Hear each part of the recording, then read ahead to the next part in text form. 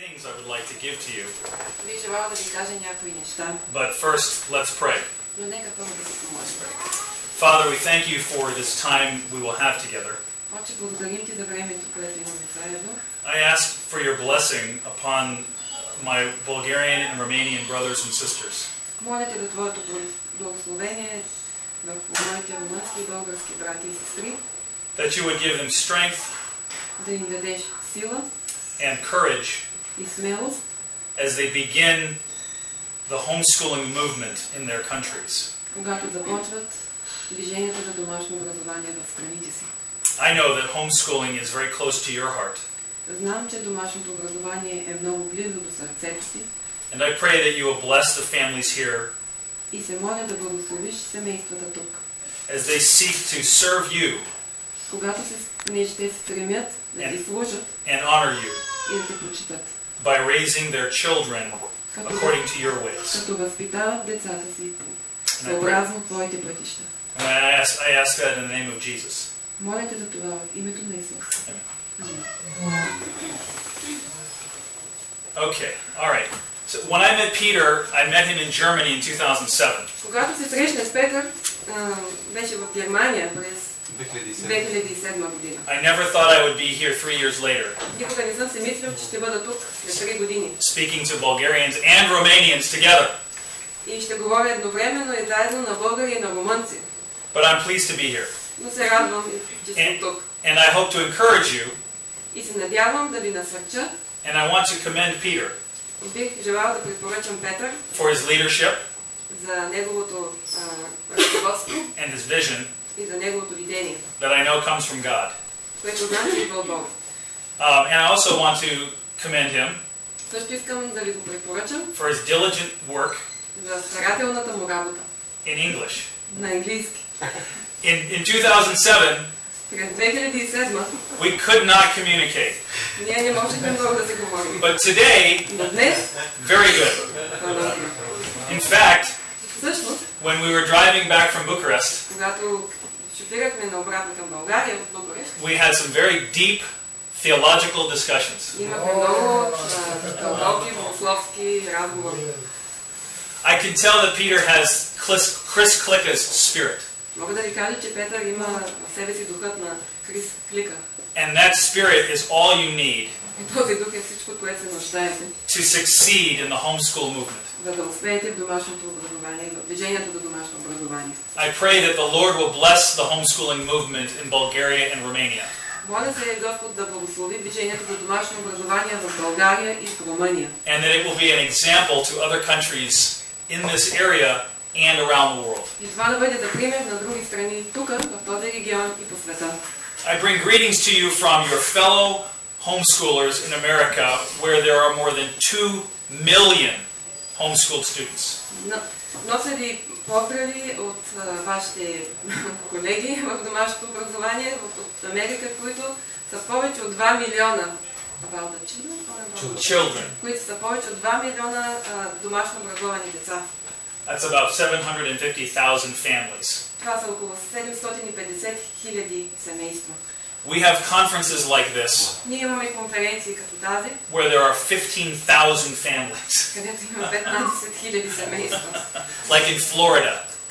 Например в Флорида. Yeah.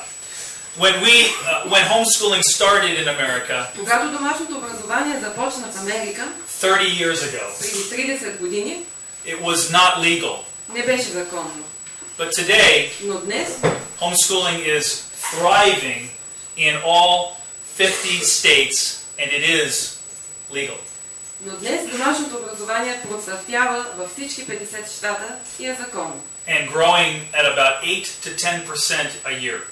И нараства с между 8 и 10% годишно. So, you are just starting now, but maybe you will have the same experience. Вие те първо започвате, но може би също ще имате такъв опит. Надявам се това да е така. Peter has asked me to share in 4 areas with you.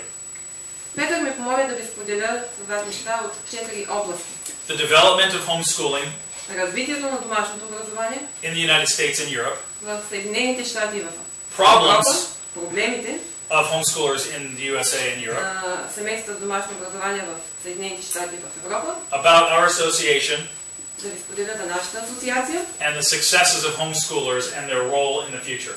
и за успехите на децата, които са завършили домашно образование и за тяхната роля за бъдеще. It's a lot, but we'll try to get through it all. Това е много, но ще се опитаме да се справим с всичко. In America, homeschooling is tolerated by the government В Америка домашното образование е толерирано или търпяно от държавата and professional educators и от професионалните педагози. because Защото we have been able to pass laws ние успяхме да прокараме закони and get courts to protect it. И да накараме съдилищата да ни защитят. If it were up to professional educators ако зависеше от професионалните педагози and their friendly legislators и законодателите, които са приятелски настроени с тях, homeschooling would be outlawed. Домашното образование ще бъде обявено извън закона. The National Education Association is one of the largest political lobbying groups in our country. Асоциацията на националното образование, това е нещо като is this a teacher association? Teachers union. It's sort of like. Това е нещо като учителски профсъюз. В Америка е организацията с най-голямо политическо влияние. In our country we spend about $400 billion on education. В нашата страна ние харчим 400 милиарда долари за образование. Yeah, billion with a B. We spend about $10,000 per student. Ние, държавата харчи $10,000 на ученик. In the public schools. В държавните училища. I think that's per year. Аз мисля, че това е на година. That's 5 times the average Bulgarian salary every year per student in public schools. Това е 5 пъти колкото average Bulgarian salary? I think so. Isn't the average salary about $2,000 a year? No. Is it more than that? Yeah. 5,000? Okay, so we spend about twice as much in a year on our students as the average person in Bulgaria makes. Значи ние харчим много повече twice as much? Yeah, 10,000. It's the average is $500. Oh, $500? Yes. There are people $10,000 per year. Okay. Така че ние харчим годишна заплата. на годишна. Anyway, it's a lot. Yes. It's too much. Too much. The average homeschooling family in America средностатистическото семейство с домашно образование в Америка spends $600 per year. харчи около $600 на година. That's a little bit more reasonable. Това е малко по-разумно. But you can imagine that with all that money, но можете ли да си представите, че с всичките тези пари, that the teachers want to get it. които учителите искат да получат, and so they're a very powerful association. Те са мотивирани да работят за това и затова те са много мощна организация. And they take the position that children should only be taught by state certified teachers. И те вземат позицията, че децата трябва да бъдат образовани само от лицензирани от държавата учители. They don't think parents can do it. Те не мислят, че родителите могат да го правят това. Of course they're wrong. Разбира се, те не са прави. But that's okay. Our country is a republic. Нашата страна е република. Where each state където всеки щат has jurisdiction over education laws. Има юрисдикция над образователните закони. And the federal government и федералното правителство is only supposed to pass laws where they have explicit permission by our constitution. И от федералното правителство се очаква, че може да прокарва само такива закони, които имат конкретното съгласие на Конституцията. However, what? Sure. Тяхното федерално правителство няма право да прокарва закони за образование. Това е част на техните местни щати. However, обаче, today nearly 70% of our education regulation comes from the federal government. Обаче днес близо 70% от законодателството, което касае образованието, идва от федералното правителство. It used to be that local school boards in each town controlled what children were taught in schools. Едно време местните училищни съвети във всяка една община, във всеки един град контролираха това, което се преподава в местното училище. But not anymore. Вече не е така. The states are now taking direction from the federal government and adopting national standards that come from international standards. Сега, днес, щатите приемат насоки и указания от федералното правителство относно образователните стандарти, които пък идват от международни спогодби и споразумения. And these international standards come from the United Nations and are driven by a global socialist agenda. И тези международни стандарти идват от организации като ООН и те са движени от глобално социалистически Socialist agenda. От глобален социалистически дневен ред. Which is not good. Което не е добре. Bad. This is one of the problems we have in our country today. Това е един от проблемите, които имаме днес. That our national government is too big, too powerful, and is taking control of areas that it should not. Че националните ни власти имат прекалено големи правомощия, прекалено голяма сила и вземат контрол над места, които не са техни. The federal government does this by using money. Федералното правителство прави това, като използва пари. They give money to the states if they follow the regulation. Те дават пари на щатите, на отделните щати, ако отделните щати спазват предписанията и регулациите. And you can imagine it's hard for the states to say no to the money. Така че можете да си представите, че за отделните щати е трудно да откажат и да кажат не, няма да вземем. Some do, but most take the money. Повечето го правят, някои го правят, някои казват не, няма да вземем парите, но повечето приемат. Fortunately, homeschooling is one of the areas that the federal government has not touched.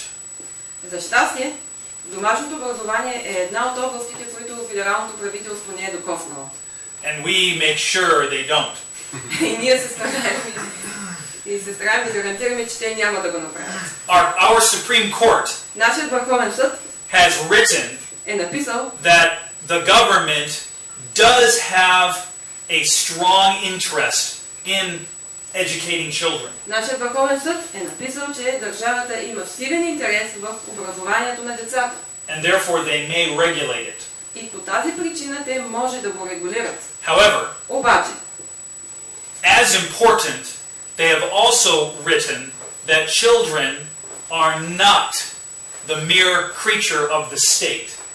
Обаче те също са счели за важно да напишат, че децата не са творение на държавата. And parents have a right И родителите имат право to make decisions about their care and education. да вземат решение за тяхното отглеждане и тяхното образование. However, even this right is under attack in the public schools in our country. Дори и това право в момента е атакувано в държавните училища в нашата страна. In public schools in our country, they follow secular humanism. В държавните училища в моята страна те следват светския хуманизъм. In the early 1900s, one of the founders of humanism in В America, началото на 20 век един от основателите на хуманизма в Америка, Charles Potter, Чарлз Потър, wrote this. написа това. He said, education is a most powerful ally of humanism. Образованието е най-мощният съюзник на хуманизма. And every American public school is a school of humanism. И всяко държавно училище в Америка е училище на хуманизма. What can theistic Sunday schools Това, което богословските или теистичните неделни училища, that meet for 1 hour a week and teach only a small number of children, които се срещат само за един ден от седмицата и преподават на малка група деца, what can they do against a 5-day program of humanistic teaching. Какво могат да направите срещу 5-дневна програма хуманистично преподаване? This is in the early 1900s. Това е в началото на 20 век. Before communism. Преди комунизма. Our organization Нашата организация has begun a campaign to amend our constitution започна кампания за промяна на нашата конституция. to recognize parents' rights in the text of the Constitution and to force our government to always protect the right of parents. Кампания за промяна на конституцията, която да изрично да признае родителските права в самата конституция. Това да се напише изрично. But that is no guarantee that our courts will interpret it correctly. Но няма гаранция, че съдилищата ще интерпретират правилно. But we must try. Но ние трябва да се опитаме. Historically, homeschooling was the primary way that American parents educated or made sure that their children were educated. В историческо отношение, домашното образование е било основният начин, по който родителите са образовали децата си. Или са вземали мерките да бъдат образовани. Most children learn to read by reading the Bible. Повечето деца са се учили да четат, като са четяли Библията. During the early years of our country, there were laws that required that children must learn. В началните години на нашата държава е имал закони, които са задължавали децата да могат да четат. As early as 1642. Още през 1642 година. But that's different than saying children must go to school. Но това е различно от това да кажеш, че децата трябва да ходят на училище. You may know that in 1624 Martin Luther said that the princes of Germany should have common schools so children could read the Bible. Може би знаете, че през 1522 година Мартин Лутер е казал, че князете на Германия трябва да направят училища така, че децата да се научат да четат Библията. But it wasn't until 1852 in America но едва през 1852 година в Америка that our states began to require that children go to a common public school. Нашите щати започнаха да задължават родителите, децата им да посещават обществени или държавни училища. And these schools were funded by the government. Тези училища, обществени училища, така се наричали, те са били финансирани от държавата. I think Peter said it yesterday. Мисля, че Петър вчера каза. And we say it in America. И ние също го казваме в Америка. What the government pays for, the government controls. Това, което държавата се го плаща, тя се го и контролира. But even still, these schools, the public schools in America grew slowly. Но дори тогава държавните училища в Америка много бавно са започнали да нарастват като бройка. Because people did not and still do not trust the government. Понеже хората тогава не са имали доверие и все още няма доверие на държавата. It's part of our heritage. Това е част от нашето наследство.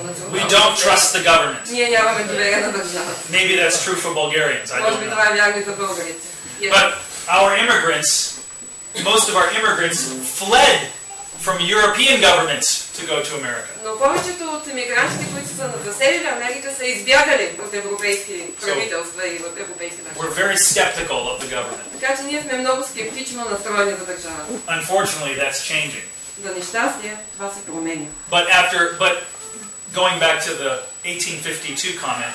Но сега нека пак ще се върнем в 1852 година и за коментарът. It took 3 generations.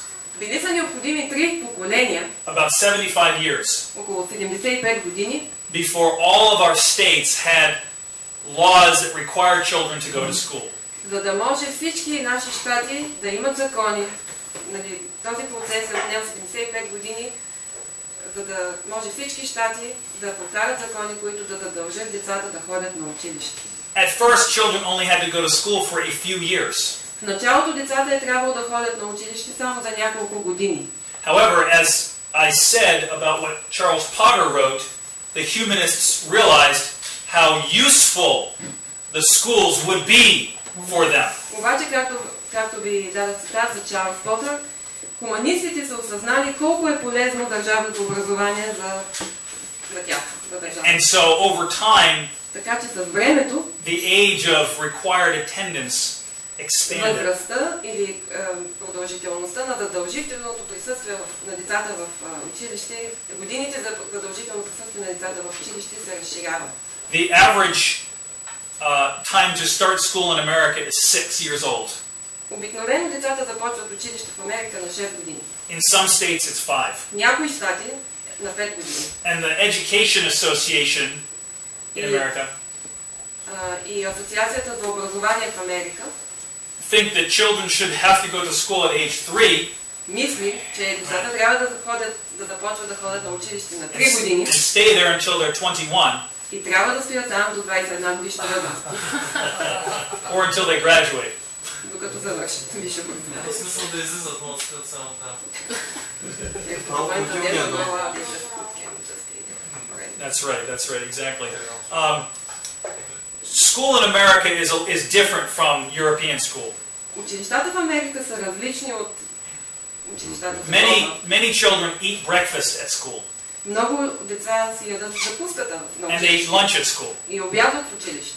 And they stay at school until 5 o'clock at night. И остават в училище до 5 часа вечерта. They are there. When I was a child, I went to public school. Когато аз бях дете, бях на държавно училище. I got on a school bus at 7 in the morning. Качвах се на училищния автобус в 7 сутринта. And often I would not get home until 6 o'clock at night. И често се връщах едва в 6 часа вечерта. So it's different in America. Така че при нас е по-различно. In most European countries, I think children get home around lunchtime or shortly after. Знам, че в повечето европейски държави децата се връщат вкъщи към обяд. Или малко след обяд. Between 1947 and 1967, между 1947 и 1900 humanists in our country хуманистите в нашата страна began to use the courts to secularize our schools. започнаха да използват съдилищата, за да правят държавните училища все по-светски. Before this time, преди това Christianity was prevalent even in our school system. християнството преобладаваше в държавните училища, въпреки това, че са държавни. There was prayer in schools. Имаше молитви в училищата. Bible reading in schools. Четеше се Библията в училищата. And the teachers were Christians mostly. И повечето учители бяха християни. And they talked about Christianity. И те говориха, те преподаваха за християнство. But that all ended. Но когато съдилищата се намесиха, when the Supreme Court ruled that is not permissible. Върховният съд обяви, че това не е позволено. Under our Constitution. В нашата конституция това не е позволено и тази практика беше прекратена. This led to the development of Christian schools. Това доведе до създаването и до развитието на християнски училища. Right. And then home schools. И на домашни училища. In the 60s, през 60-те години, people in America, some very few people in America began to talk about the idea of homeschooling. Няколко или една малка група от американците започнаха да говорят за домашното образование. Most of these people повечето от тези хора were not Christians. Не бяха християни. Because the schools were still okay a little bit. Понеже училищата все още бяха горе-долу прилични. They were people who believed that the institutional nature of schools was not good for children. Тези ранни пионери на домашното образование, тези, които са започнали да говорят през 60-те години, просто са считали, че не е добро институционализираното образование. There were so few that the authorities had no idea it was going on. Те били толкова малко, че властите са нямали представа, че нещо такова се случва. But then, during the 60s and 70s, as the public schools got worse, но после, през 60-те и 70-те години, когато ситуацията в държавните училища се влоши, and they became hostile и те станаха враждебни на християнството and God's word, и на Божието and they began teaching, и започнаха да преподават, and they began teaching against God's word, и започнаха да преподават противни неща на Божието слово. God began to move in the hearts of Christians, some Бог Christians, започна да се движи в сърцата на някои християни, who realized that if they were going to follow God's plan, they had to homeschool their children. които осъзнаха, че ако трябва да следват Божия план, те трябва да си учат децата вкъщи. As Christians, we know and appreciate that children are a gift from God. Като християни ние знаем и ценим това, че децата са дар от Бога. We can look at Psalm 127 and 128. Можем да видим Псалм 127 and 128. They know what I'm talking 127 и about. 128. As parents, we are to be the primary teachers of our children. Като родители ние сме основните учители на нашите деца. In the Old Testament, in Deuteronomy 6 through 9, Стария завет в Второзаконие 6 до 8 глава. this is what God says. Това казва какво казва Бог. And these words which I command you this day shall be upon thy heart. И тези думи, които ти заповядвам днес, да бъдат в сърцето ти. And you shall teach them diligently to your children. И да ги учиш прилежно на своите деца. You shall talk of them when you sit in your house, Да говориш за тях, когато седиш вкъщи, when you walk along the way, когато вървиш по пътя, when you lie down, когато лежиш, and when you rise up. когато ставаш, You shall bind them for a sign upon your hand, да ги вържиш за знак на челото си, and they shall be frontlets for your eyes. да бъдат постоянно пред очите ти. You will write them on the doorposts of your house Да ги напишеш на стълбовете на вратата си and upon your gates. и на портите си. And I was speaking with Orlin last night, И миналата вечер си говорих с Орлин and he reminded me that Psalm 78 и той ми напомни, че Псалм 76 и 8 also tells us this, също казва това. and it reminds us of what is the consequence if we do not. И ни напомня какви ще бъдат последствията, ако ние не го правим. In the late 70s and early 80s, Края на 80 и в началото на 90-те години many thousands of people began to hear about homeschooling in America. много хиляди души започнаха да чуват за домашното образование в Съединените щати. There was a radio program Имаше радиопрограма by James Dobson, от Джеймс Добсън. Focus on the Family. Фокус върху семейството. This was right when he was starting Focus on the Family. Това беше точно по времето, когато той започна тази програма. And he had a man on his radio show named Raymond Moore. И той беше поканил в тази програма един човек, Реймънд Мор. He was a Christian, a Seventh-day Adventist. Той е християнин от адвентистите от седмия ден. Yeah. Who talked about homeschooling. И този човек говореше за домашното образование. And this was the first time that many Christians heard about the concept. И това беше за първият път, когато много християни чуха за тази концепция. Both of the founders of HSLDA, Mike Smith and Mike Ferris, heard that program. И двамата основатели на Асоциацията за правна защита на домашното образование, Майк Ферис и Майк Смит, чуха тази програма. Right. And it led them to come together and to start homeschooling their families and to start our association, И това ги е HSLDA. навело на идеята, че трябва да се съберат и да започнат да си учат своите деца вкъщи и да започнат тази асоциация. In 1983, they started. През 1983 година тя започна. At that time, По това време only 5 states allowed homeschooling, само 5 щата разрешават домашното образование. and the rest did not have any exception or allowance for homeschooling. Останалите не са имали никакво изключение, нито някакъв специално позволение за домашното образование. So, like in Bulgaria and Romania, homeschoolers faced uncertainty. И ситуацията там е била както днес в България, в Румъния. Семейства и родителите с домашно образование са били изправени пред много неизвестности. But they still did it. Но все още, въпреки това, те са го правили. Even as they went to the courts and to the legislature to fight for their rights. Дори когато се е налагало да отиват в съда и там да се борят с законодателите за правото си. During this time, homeschoolers faced many serious threats to their families. По това време семейството с домашно образование получават много сериозни заплахи за своите семейства. The authorities, много сериозни заплахи към своите семейства. Властите, the authorities, in some cases wanted to take the children because they thought homeschooling was educational neglect. В някои случаи властите са искали да вземат децата от тези семейства, тъй като са считали, че домашното образование представлява пренебрегване на правото на децата на образование. Те не оставаме децата необразовани. Families were turned in by their neighbors. Семейства били издавани от съседите си, their family members, дори от собствените си роднини and church и members. дори от членовете на своите църкви. It's hard to believe, but it still happens some even today. Трудно е да го повярваме, но все още това се случва. But today the consequences are not so severe, usually. Но днес последствията обикновено не са толкова тежки.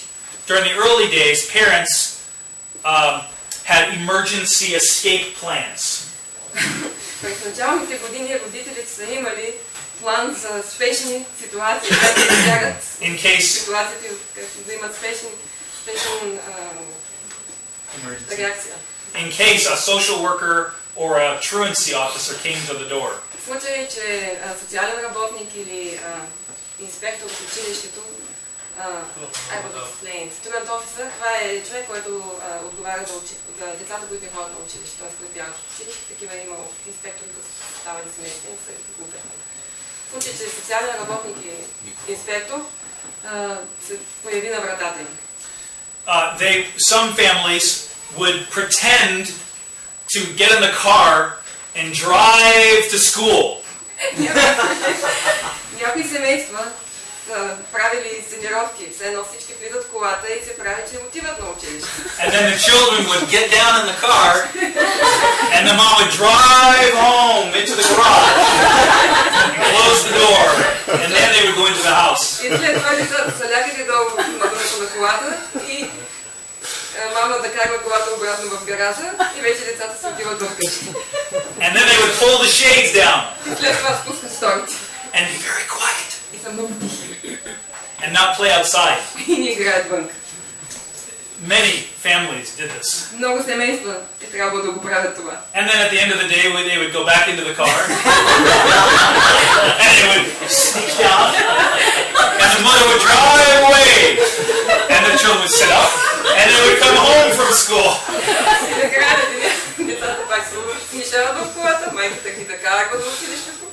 След това те си отиват до училище, те се изправят вече спокойно в колата, тя се връща официално, се едно се връща в училище. The authorities were very concerned for children. Властите са много загрижени за децата. And many families were harassed, taken to court, И много семейства били тормозени, fined, завличани в съдилищата, глобявани. and some children were taken away, Някои деца били взети, and some fathers went to jail. а някои бащи били изпратени в затвора. The educators, the professional educators, Професионалните педагози или хората от образователната система, fought. на образователната система, те се борили. They fought very hard against homeschooling. Те много сърдно са се борили тогава срещу домашното образование. They said that it was impossible for a parent to do as good a job as a professional teacher. Тогава те казваха, че е невъзможно родителите да направят, да се справят като преподаватели, без да имат разрешение, без да имат квалификация. They said allowing parents to teach their children at home would make their teaching certificate worthless. Те казваха, че ако разрешим на родителите да се учат децата вкъщи, това ще направи дипломите на учителите нищожни. Like that matters. Like that. Who cares about their teaching certificate? Сякаш това има някакво значение. But in one state, in Nebraska, Но в един щат, в Небраска, during the fight for the homeschool law in that state in 1984, по време на борбата за закона за домашно образование в този щат, one teacher, 1984, през 1984 година, един учител, she held up her teaching certificate like this. She said, "This is my teaching certificate. And if you pass this law, it makes my teaching certificate worthless."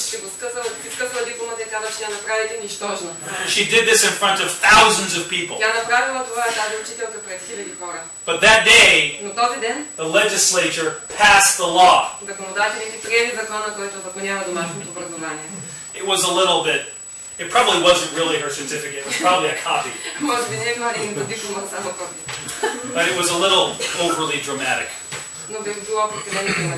It was embarrassing to the teachers. It was over the top.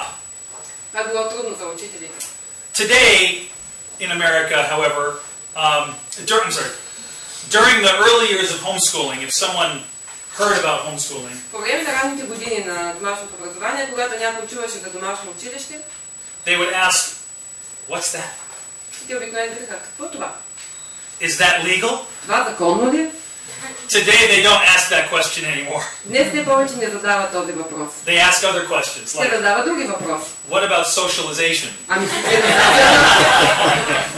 I will tell you how to answer that question. ще ви кажа как да отговорите на този въпрос. And because of the attitude of the professional educators and these people, И заради отношението на професионалните педагози и на тези хора, we still have to fight for freedom. ние все още трябва да се борим за свободата. In America, about 75% of the families who homeschool are Christian families. Около 75% от семействата, които се учат децата вкъщи в Америка, са християнски семейства. When asked why they homeschool, Когато ги запитат защо учите децата си вкъщи, most families say that religion is one of the top reasons. повечето семейства казват, че религията е една от първите причини. 86% say that. 86% тези семейства. Because these people want to pass their faith on to their children. Понеже тези хора искат да предадат вярата си на децата. They want to teach people their faith, their children their faith.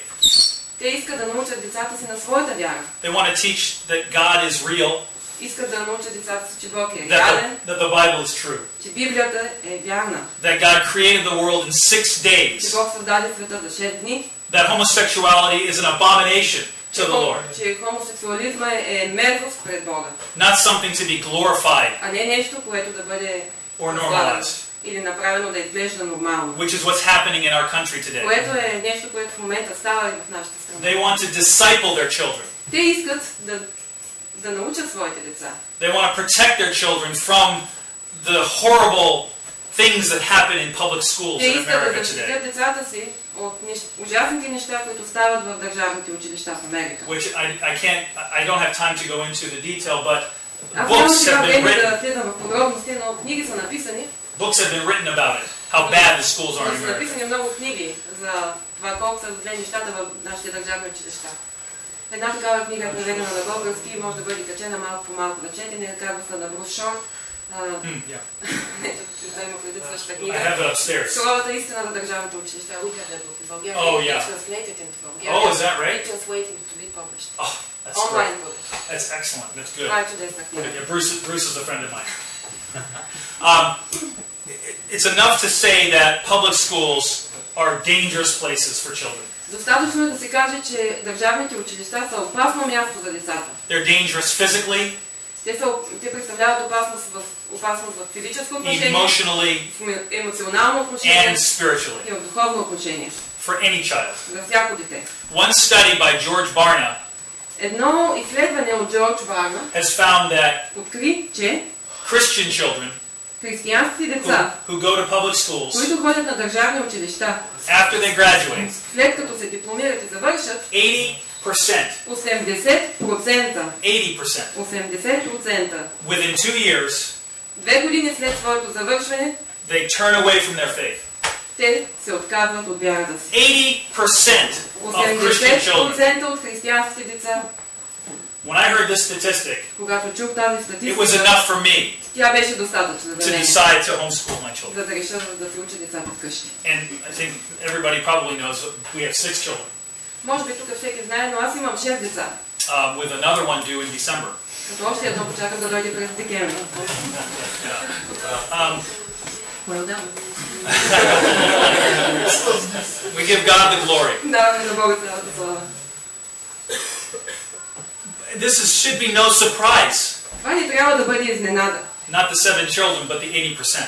Не това, че аз имам 7 деца, но това, че 80% от децата изоставят вярата си. After hearing Peter's lecture last night След като чухте лекцията на Петър миналата about the dual reality, за двойствената реалност, if the school undermines what the parent teaches, ако училището постоянно подкопава това, което родителите учат, and the children's friends И приятелите на децата are putting pressure on them оказват натиск върху тях to conform. да се съобразяват. Why wouldn't they walk away from their faith? Как те могат въобще да ни напуснат вярата си? Как е възможно това да ни стане? The homeschooling movement in America is maturing.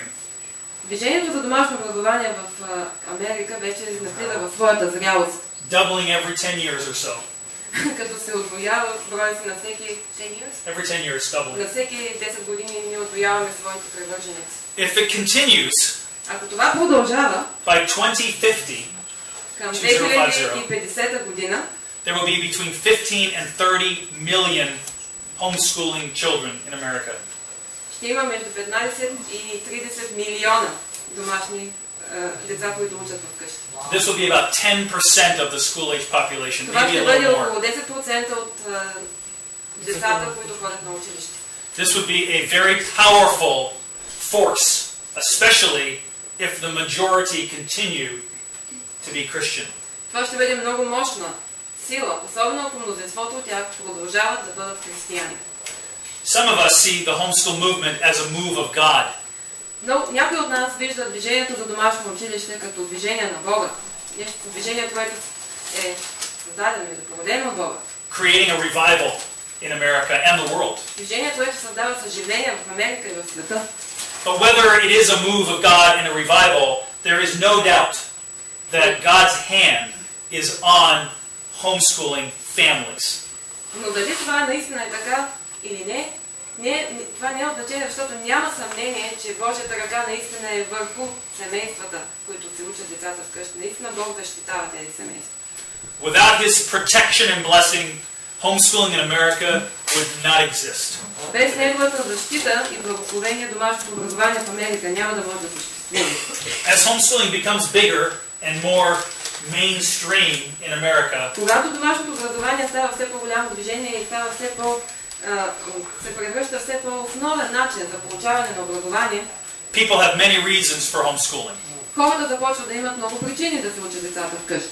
Even Christians don't necessarily homeschool for the same reasons. Дори християните не е задължително да се учат децата вкъщи поради едни и същи причини.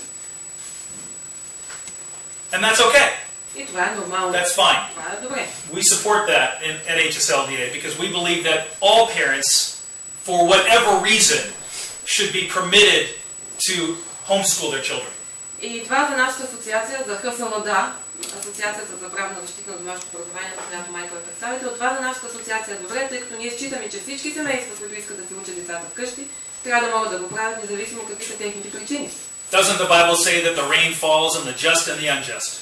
Не казва ли Библия, казва ли Бог, че дъждът пада и върху праведните и върху неправедните? It is part of the natural law of the universe. Да си учиш децата е част от естествения закон във Вселената. Doesn't matter whether they're Christian or not. Parents were created to be the teachers, to care for children, not the state. Няма значение дали родителите са християни или не са, но родителите са създадени да се учат децата. И това не е отговорност на държавата. Whether people are followers of Jesus Christ or not, it's a good thing for them to homeschool. Независимо дали хората са последователи на Исус Христос или не, добро нещо е за тях да се учат децата вкъщи. But for Christian parents, Но за християнските родители, I believe homeschooling is the single most effective way аз мисля, че за християнските родители домашното образование е най-резултатният, най-ефективният начин for us to fulfill our God-given responsibility to be stewards of our children. Най-ефективният начин да изпълним дадената ни от Бога отговорност да бъдем настойници на нашите деца. Let me give you 5 reasons Ще ви дам 5 причини. Защо мисля, че това е вярно? Number 1, homeschooling allows us to have the most time with our children so we can have relationships with them that lead to true discipleship. Причина номер 1. Домашното образование ни позволява да имаме много време с децата си. Така че да изградим отношения с тях и наистина да можем да ги направим ученици. We can have time, последователи. we can have time to know them individually and understand how God has uniquely created them. По този начин ние имаме възможност да ги опознаем най-добре индивидуално и да разберем как Бог уникално ги е направил. Т.е. какви уникални дарби има всяко едно от тях. We can design an educational program customized and personalized to each child. Ние можем да направим образователна програма, която е нагодена да отговаря на персоналните, личните особености и качества на всяко едно от децата. We can provide them an environment that is spiritually led, physically and emotionally safe. Можем да им осигурим такава среда, която да е под духовно ръководство, която да е емоционално и физически безопасна And academically challenging. И да постоянно да ги представим в академично отношение да е предизвикателна за тях. I was so impressed with Lily, right? Lily. Аз бях толкова впечатлен от Лили. You know, a 5.5-year-old girl reading English. Момиченце на 5 години. Bulgarian girl reading English. Българско момиченце на 5 години и половина, което чете английски. My 5.5-year-old daughter can't read English yet. Моята година на 5 години и половина все още не може да чете английски. That's possible with Това е възможно. And finally, homeschooling allows us to acknowledge God И най-накрая домашното образование ни позволява да почитаме, as the supreme да authority признаем Бога като върховната власт and to allow His Word и да позволим на Неговото Слово to be part of the whole fabric of our family. Да бъде част от цялата тъкан на нашето семейство, от целият живот на нашето семейство. To be the central principle that guides us and influences the development of our children. Да бъде централното, основното влияние, което ни ръководи и ни наставя като семейство. Homeschooling